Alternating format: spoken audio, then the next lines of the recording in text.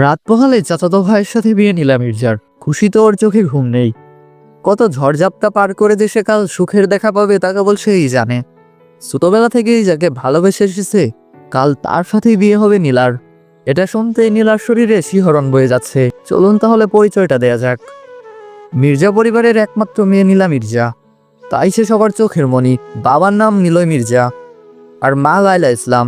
নিলয় মির্জারা 3 ভাই, এর মধ্যে নিলয় মির্জা মেজো, বড় ভাই ইমরান মির্জা আর ওনার স্ত্রী ইরিন। ইমরান মির্জার 2 ছেলে, ইরফান মির্জা আর ইবাত মির্জা। ইরফান সবেমাত্র পড়াশোনা শেষ করে প্যারিস থেকে ফিরে বাবার ব্যবসায় হাত লাগিয়েছে। বয়স 27, লম্বায় 5 ফুট 8 ইঞ্চি। গায়ের রং সামলা হলেও যে কোনো মেয়ের নজর কেড়ে নেওয়ার জন্য সে যথেষ্ট। মূলত তার সাথে নীলার বিয়ে ঠিক হয়েছে। আর ইবাদের বয়স মাত্র 10 বছর। নিলয় মির্জার ছোট ভাই আকাশ মির্জা আর স্ত্রী রুবিনা আক্তার। তাদের এক ছেলে আবির মির্জা ঢাকা মেডিকেল কলেজ থেকে ডাক্তারি পাশ করেছে। বয়স 26। 3 ভাই মিলে একটা কোম্পানি চালায় আর শহরে তাদের বেশ নামডাকও আছে। পুরান ঢাকার ফরিদাবাদ এলাকায় তাদের নিজেদের দোতলা বাড়িও আছে, যেখানে 3 ভাই সপরিবারে যৌথভাবে বসবাস করে। আসসালামু আলাইকুম গল্পপ্রেমীরা। নাজনীন নাসার নাবিলার জনপ্রিয় গল্প নিভৃতে প্রেম আমার নীলাঞ্জনায় আপনাদের স্বাগত। আপনাদের ভালোবাসে আমাদের নতুন গল্পের অনুপ্রেরণা, তাই আপন নিয়মিত পাঠকরা লাইক, কমেন্ট আর সাবস্ক্রাইব করতে ভুলবেন না। আর যারা ফেসবুক এবং টিকটক থেকে শুনতেছেন তারা ফলো দিয়ে রাখুন। তো চলুন আর দেরি না করে মূল গল্পে ফিরে যাই। না, ঘুম ভাঙছে না। শুধু শুধু শুয়ে থেকে লাভ নেই। বিড়বিড় করে কথাটি বলে আলসেমি সেরে উঠে বসলো নীলা। দেয়াল গড়িতে তাকিয়ে দেখলো ভোর 3টা বাজে। চারদিকে অন্ধকার আর ঘন কুয়াশা। শীত এখনো জেকে বসেনি, কেবল শুরু। তাদের এই অবস্থা। নীলা বিছানা ছেড়ে সুইচ বোর্ডের দিকে তাকিয়ে করে লাইটটা জ্বালিয়ে দিল। তারপর আস্তে আস্তে আয়নার সামনে গিয়ে দাঁড়ালো। পরনে ওর লং টপস আর নর্মাল পায়জামা, ওড়নাটা সোপার ওপর রাখা। নীলা আয়নায় নিজেকে ভালো করে দেখে নিল। গুলগাল চেহারার মাঝে খাড়া নাক আর গায়ের রং উজ্জ্বল শ্যামলা, কোমর পর্যন্ত লম্বা চুল। হাসলে বাম পাশের গজ দাঁতটা দেখা যায়, তাতে ওকে বেশ মানায়। নীলার বয়স 21। ঢাকা বিশ্ববিদ্যালয়ের অর্থনীতি বিভাগের 3য় বর্ষে সে পড়াশোনা করে। স্বপ্ন ছিল দেশের বাইরে পড়তে যাওয়ার, কিন্তু ইফরান না করে সে আর যায়নি। ভালোবাসার মানুষের জন্য তো এটুকু করাই যায়। পড়াশোনার পাশাপাশি মাঝে মাঝে বাবার কোম্পানিও দেখাশোনা করে নীলা। তবে ওর ইচ্ছে শিক্ষিকা হওয়ার, সেজন্য চাকরির পড়াশোনা শুরু করেছে। নীলা মেয়ে হিসেবে খুব প্রতিবাদী আর সাহসী। কথায় কথায় কান্না করা ওর একদম সহ্য হয় না। নীলার সুপার উপর থেকে ওড়না নিয়ে মাথায় ঘুমটার মতো দিল। এখন নিজেকে অনেকটা ভৌ ভৌ লাগছে। আয়নার নিজের রূপ দেখে নিজে লজ্জা পেয়ে গেল। জলদি করে বিছানা থেকে ফোনটা নিয়ে কয়েকটা ছবি তুলে ফেললো নীলা। মেয়েটা ভীষণ স্বপ্রেমী, নিজেকেও সবচাইতে বেশি ভালোবাসে, তাই তো সবসময় হাসি বেশি থাকে। এরপর হোয়াটসঅ্যাপে গিয়ে সে তার বেস্ট ফ্রেন্ড আশিকে মেসেজ দিল।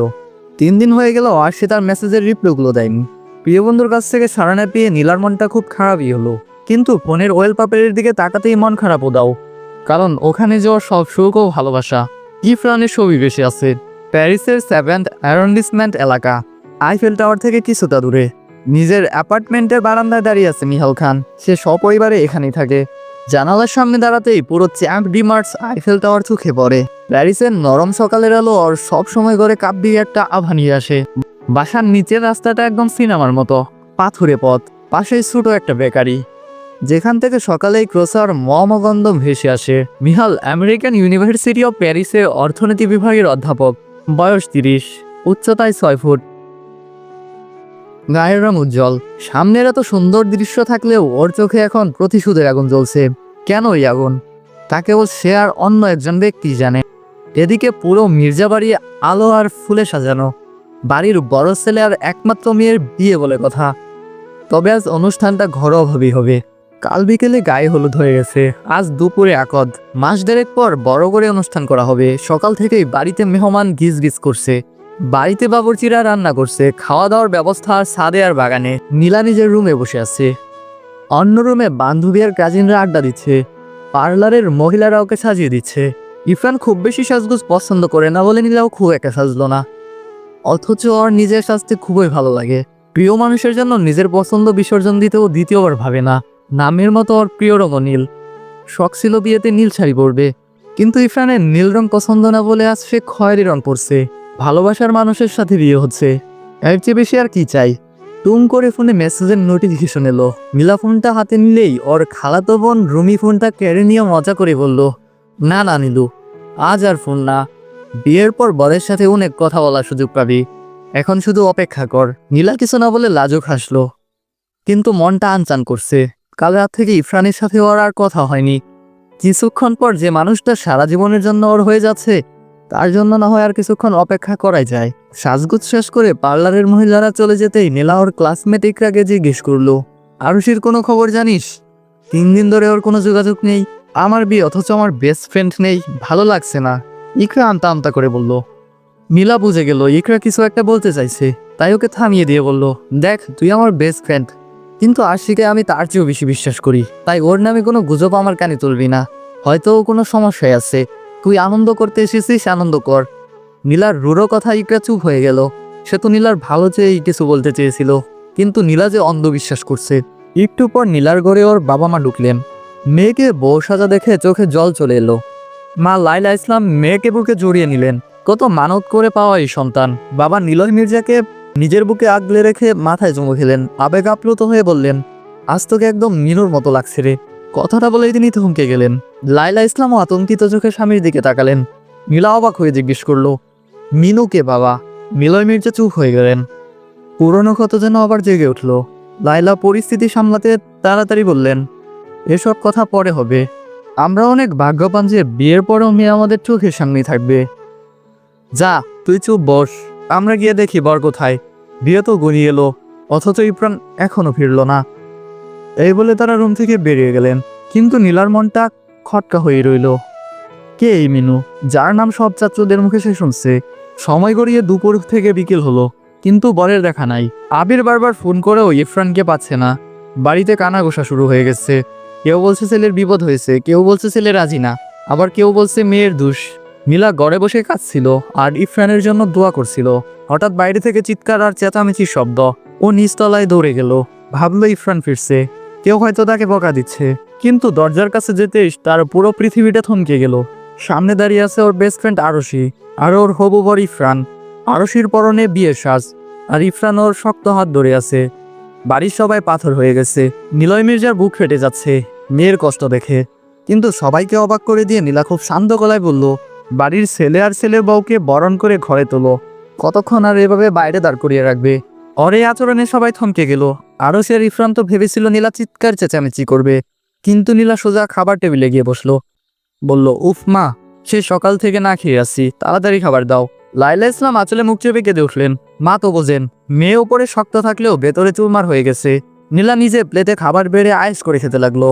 দরজার ওপাশে দাঁড়িয়ে থাকাতেই প্রতারকর চোখে তাকিয়ে রইল। ইমরান মির্জা হুক্কার দিয়ে বললেন, লজ্জা করে না রে, নিজের বিয়ের দিন অন্য মেয়েকে বিয়ে করে আনতে। ইরফান চুপ। অর্মা ইরিন নীলার ধৈর্য দেখে মনে মনে খুশি হলেন, আবার নিজের ছেলের উপর চরম বিরক্ত হলেন। তিনি দাঁতে দাঁত চেপে ছেলেকে বললেন, দাঁত থাকতে দাঁতের মর্যাদা বুঝলি না রে। বানরের গলায় মুক্তোর মালা মানায় না, তাই নীলার মতো মেয়েকে ছেড়ে এই সাদা চামড়া নিয়ে এলি। তোকে যে নীলা বিয়ে করতে রাজি হয়েছিল, এটাই তোর 14 গোষ্ঠীর ভাগ্য। নীলা খাওয়া শেষ করে তালি দিয়ে হেসে হেসে বলল, ওয়া হাম্মু, টু সি গ্রেটফুল। ইরফান রাগি চোখে তাকালো। কোর বাবা দমক দিয়ে বললেন, নীলার দিকে তাকানোর যোগ্যতা তোর নেই। এর মধ্যে নিলয় মির্জা আর আকাশ মির্জা নিজেদের মধ্যে বলা বলি শুরু করলেন। নীলা একদমই মিনুর মতো সাহসী হয়েছে। আবির আর ইবাত নীলার কাছে এসে দাঁড়ালো। আবির জিজ্ঞেস করলেন, বনু তুই ঠিক আছিস? নীলা হেসে আবিরের কানে কানে কিছু একটা বুদ্ধি দিল। শুনে আবিরের চোখে চরক গাছ। এই বিপদের মাঝেও নীলা এমন বুদ্ধি বের করতে পারে। আবিদ আর ইবাত পেছনের দরজা দিয়ে বেরিয়ে গেল নীলার বলা কাজটা করতে। এদিকে প্যারিসের বাড়িতে মিহাল খেতে বসেছে। অর্মা ইসরাতুল ড্রয়িং রুম থেকে খাবার আনতে আনতে বললেন, বেশি ইংরেজি ঝাড়বি না, মা বলে ডাকবি। মিহাল হেসে মাকে জড়িয়ে ধরল। মিহালের বাবা মুবিন খান খবরের কাগজ পড়তে পড়তে বললেন মিহালের বেস্ট ফ্রেন্ডের কথা। এ প্রসঙ্গ তুলতেই অমনি মিহাল হাতের গ্লাসটা ফোড়ে আসার দিয়ে ভেঙে ফেলল।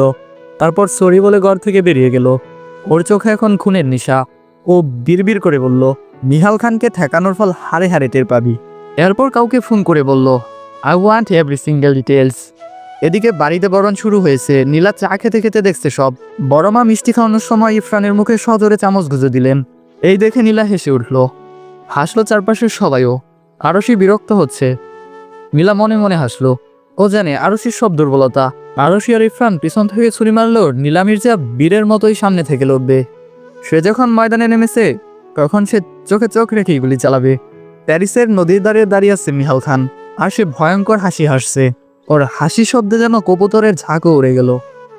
শুরু হতে যাচ্ছে এক নতুন লড়াই। তো বন্ধুরা, এই ছিল নিভৃতে প্রেম আমার নীলাঞ্জনা গল্পের প্রথম ও দ্বিতীয় পার্ট।